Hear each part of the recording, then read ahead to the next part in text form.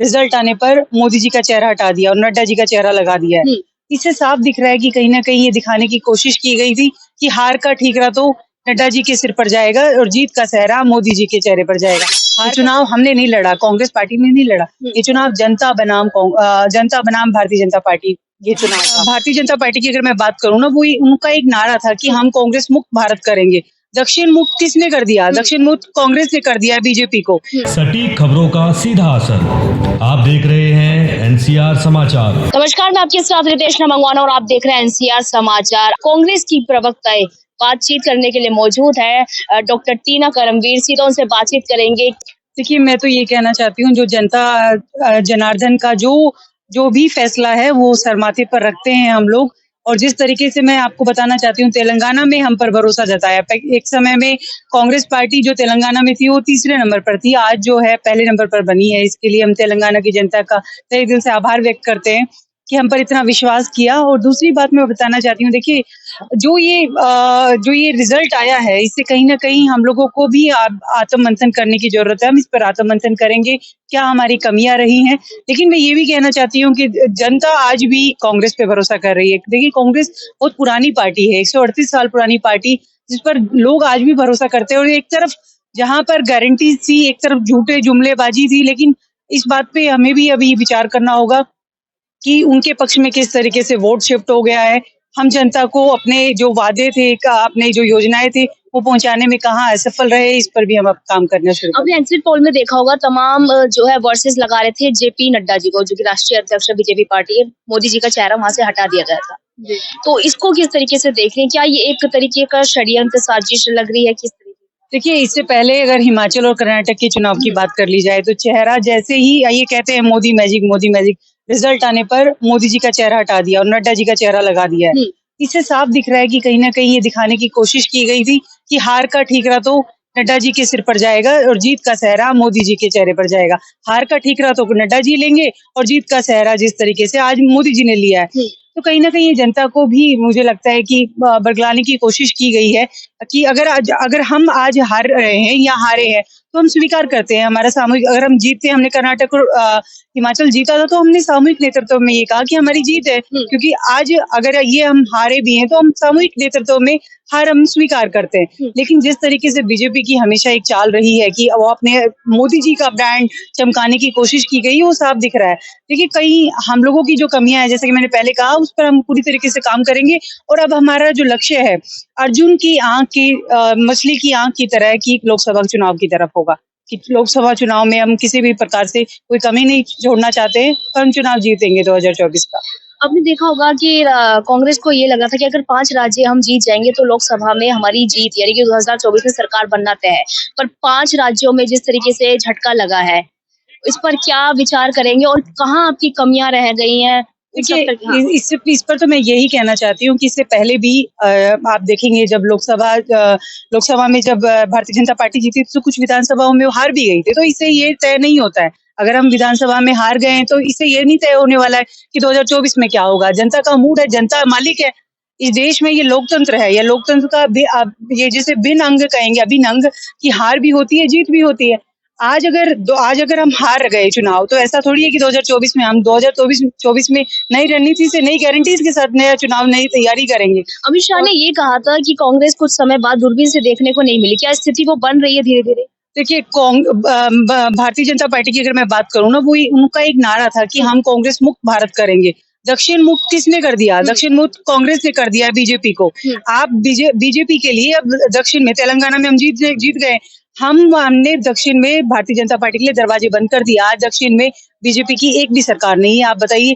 तो दक्षिण में खत्म कर दिया। अब धीरे धीरे हम इस पे, अब उत्तर भारत पे भी हम पूरी तरीके से अपनी रणनीति बनाएंगे, फोकस करेंगे उत्तर भारत पर।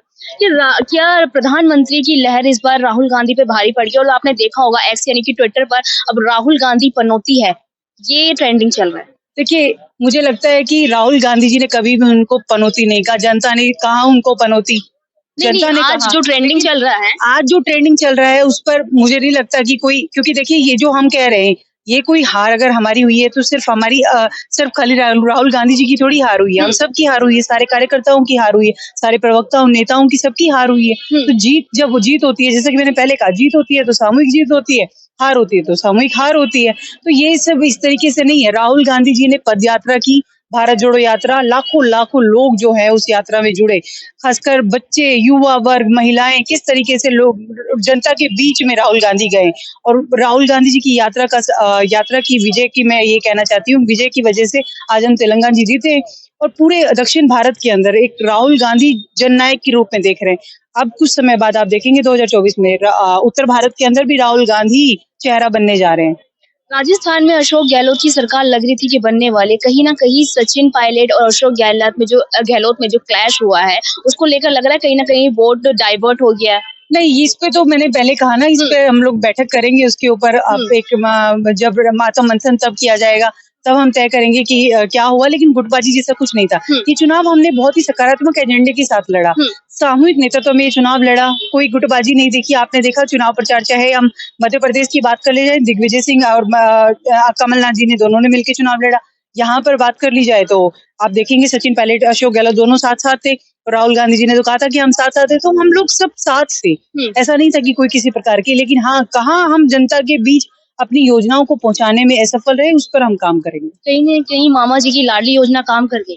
देखिए, मैंने पहले कहा कि मैं अभी इस पर कोई कमेंट नहीं करना चाहती, क्योंकि इस पे बैठक होगी, उस पे चर्चा होगी कि कौन सी ऐसी नीतियां रही, क्या हमारी योजनाएं थी, क्या उनकी योजनाएं थी जो जनता के बीच पहुंच पाई, उस पर विमर्श करेंगे। प्रधानमंत्री मोदी ने कहा था कि 3 दिसंबर को देखिएगा कि कांग्रेस जो है छूमंतर हो जाएगी, क्या हो गया? नहीं, कांग्रेस छूमंतर नहीं हुई है साहब। कांग्रेस छूमंतर होती तो तेलंगाना में हम हार जाते। कांग्रेस, आप ये कहिए उनसे उनसे अगर वो आपके माध्यम से मैं ये कहना चाहती हूँ कि आप दक्षिण से छूमंतर हो गए हैं, जहाँ दक्षिण में जा जाकर रैलियां कर रहे थे, ध्रुवीकरण का नाम कर रहे थे कि ऐसा हुआ वैसा हुआ। कांग्रेस पार्टी सबको साथ लेकर चलती है और कांग्रेस पार्टी पर जनता का विश्वास जो है वो बहुत पुराना है, उनका साथ जनता का और कांग्रेस पार्टी का। और हम ये कह रहे थे, ये चुनाव हमने नहीं लड़ा, कांग्रेस पार्टी ने नहीं लड़ा, ये चुनाव जनता बनाम भारतीय जनता पार्टी, ये चुनाव था। कमलनाथ बड़े कॉन्फिडेंट लग रहे थे मध्य प्रदेश को लेकर, कई कॉन्फिडेंट जो है, आत्मविश्वास जो है भारी पड़ गया उन पर। देखिए, राजनीति में आत्मविश्वास होना बहुत जरूरी है। अगर राजनीति में आपके पास आत्मविश्वास नहीं है तो मुझे लगता है कि वो आपकी राजनीति बहुत खोखली है। तो राजनीति में आत्मविश्वास बहुत अत्यंत आवश्यक है, वो सब में होना चाहिए। मैं चाहे विपक्ष के नेता, उनके लिए भी कहना चाहती हूँ। लेकिन हाँ, जैसे मैंने पहले कहा कि कुछ कमियां हमारी पार्टी के अंदर या वहां पर कुछ ऐसी रही होंगी, तो उस पर काम किया जाएगा मध्य प्रदेश को लेकर भी। चलिए, अब 1 महीने बाद 2024 का आगाज होने वाला है, तो उसके लिए क्या रणनीति है और क्या आपकी किन गलतियों पर आप काम करने वाले हैं?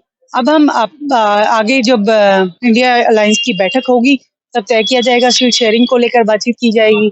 उसके बाद जो फैसला होगा वो हम आप तक पहुंच जाएगा। चलिए, बहुत-बहुत शुक्रिया बातचीत करने के लिए। कांग्रेस की प्रवक्ता डॉक्टर टीना करमवीर थी साथ में।